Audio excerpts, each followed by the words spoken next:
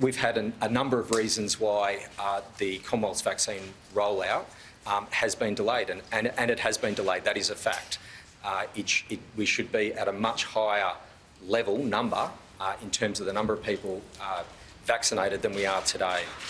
These are supply issues that the Commonwealth is responsible for, securing, procuring and then delivering the supply. So that's been one problem.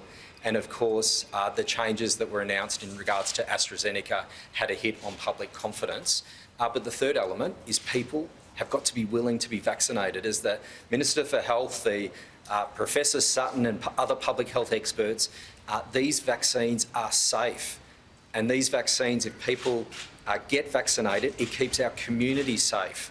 We would not be in this position that we are today, this necessary and difficult position that we are today, if our vaccination rates were much higher than they are right now. So just to be clear, Deputy Premier, are you saying that until Victorians are fully vaccinated, lockdowns remain a possibility moving forward? Well, what I'm saying, not just for Victoria, but every state and territory, for our entire nation, we are not through this pandemic until we've had the successful rollout of the Commonwealth's vaccine program, and we have effective alternatives to hotel quarantine.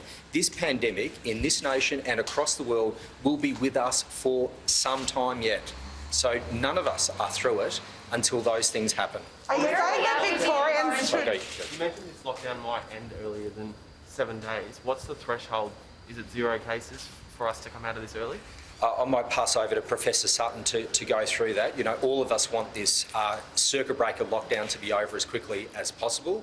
The public health advice is that we think we need 7 days to get on top of this, but I might hand over to Professor Sutton to go through some detail.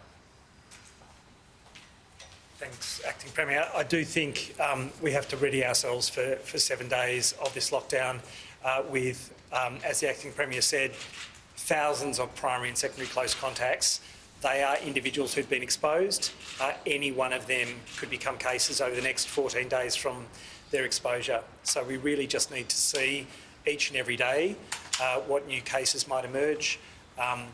Hopefully, all of the positives will be that they've been contacted, that they're in quarantine already, and that when they test positive, there are no new exposure sites generated.